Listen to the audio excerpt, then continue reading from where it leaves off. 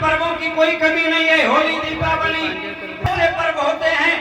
एक स्वतंत्रता दिवस का पावन पर्व जिसको 15 अगस्त के रूप में मनाते हैं और दूसरा गणतंत्र दिवस का पर्व जिसको 26 जनवरी के रूप में मनाते हैं। इन दोनों पर्वों ने भारत को आजादी दिलाने का काम किया, हम सबको खुली सांस लेने का अधिकार दिलाया है, भारत की स्वतंत्रता, समानता और बंधुत्व का अधिकार दिलाया है। इन पर्वों के दिन पर हम लोग आजादी की लड़ाई में अपने प्राणों की बलिदानी दे करके भारत माता को अपने खून पसीने से सींच करके हमको खुली सांस लेने का अधिकार दिलाया है। आज के पावन पर्व पर हम लोग अपने श्रद्धा सुमन अर्पित करके उन महान क्रांतिकारियों को याद करते हैं।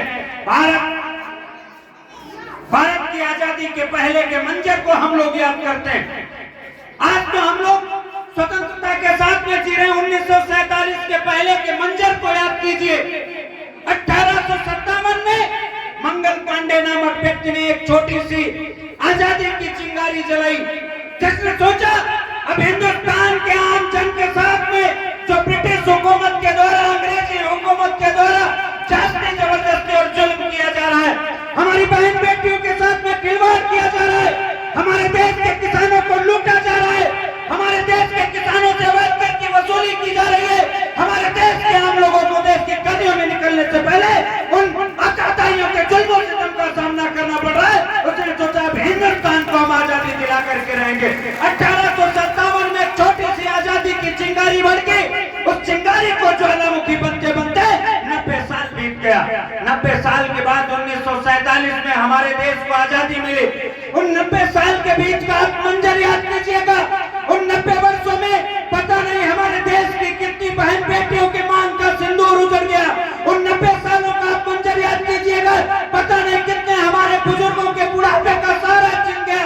उन 90 सालों के मंजर को याद कीजिएगा। पता नहीं हमारे देश के कितने बच्चे अनाथ हो गए।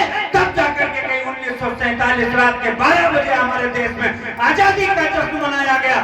साथियों, 90 सालों के अगर इतिहास की बात की जाए तो मेरा जीवन कम पड़ जाएगा। आजादी की गाथा का हम वर्णन नहीं कर पाएंगे, लेकिन हाँ, इतनी जरूर जिम्मेदारी बनती है हम सबके।